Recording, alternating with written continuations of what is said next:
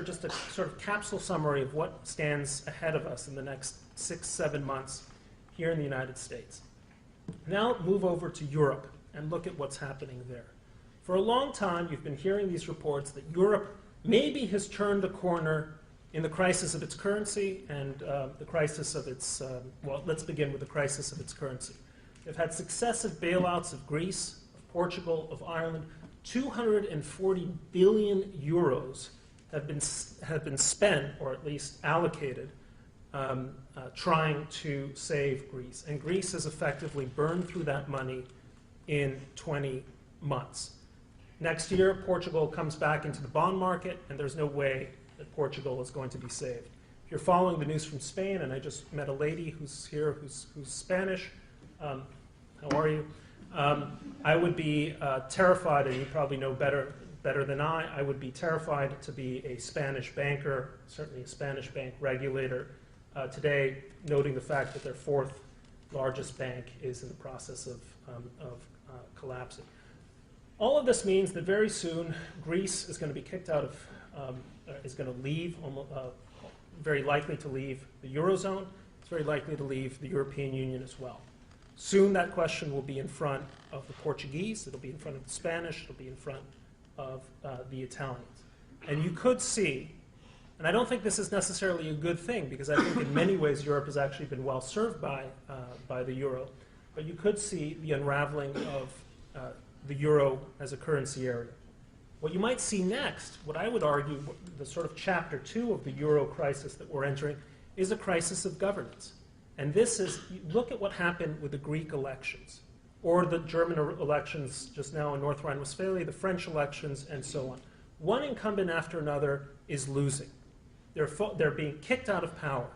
And radical parties are coming in. In Greece, you had a neo-Nazi party with a swastika-like emblem just get seats in the parliament.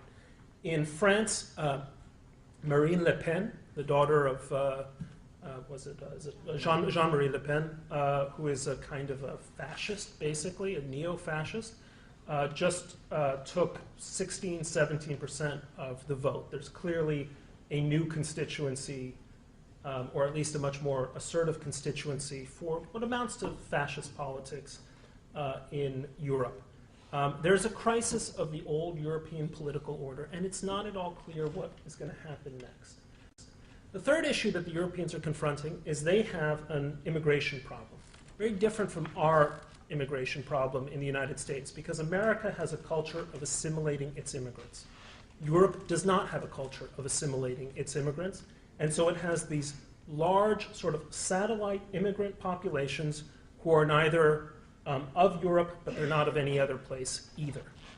Mostly these are Turks or North Africans, and there are cultural differences that are very severe, and those are going to become that much more severe as there isn't an economy, a growing economy, to bring them into the workforce.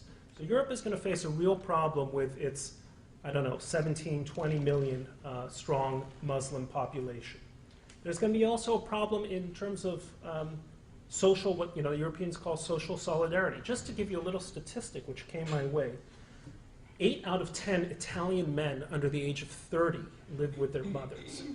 Now that already is, cataclysmic, if you can imagine it.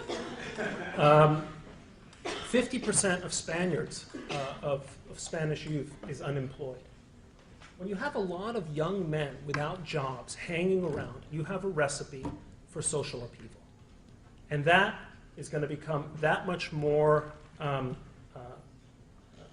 present, that much more evident as Europe's economic crisis continues. Let me make one final point about Europe, because I think this is important.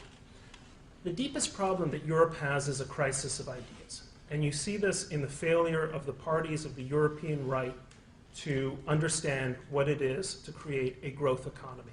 And the European left talks about social solidarity, it talks about inflating its way out of its debts, a variety of recipes which I think are all kind of disastrous. But the ideas of the European right aren't much better. And so you don't have a kind of healthy intellectual dynamic in Europe kind of leading the continent on the road to some kind of set of good policy ideas.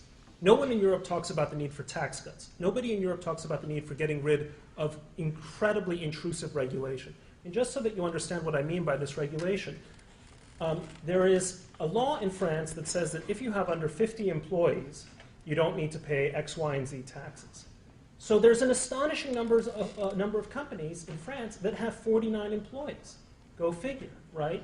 And then you have entrepreneurs who are the owners of 7 or 8 or 9 companies, each of them with 49 employees. Now you can imagine the kind of inefficiency and the kind of obstacle to growth a law like that creates. Instead of being able to synthesize your companies to get the advantages of scale, you have a lot of little boutique industries. In Italy, the law, the threshold is 15 employees. That's why Italy consists of little shops. That's why the Italian economy has never grown. Well, at any rate, you have nobody in Europe, there's no American Enterprise Institute or Heritage Institution or Brookings or whatever saying, this is crazy, we got to get rid of this. So there isn't the intellectual capital within Europe to emerge from its crisis. Now let me move to, by the way, you didn't mention, George, that I'm the most depressing columnist in the United States, so that should have been added to my bio.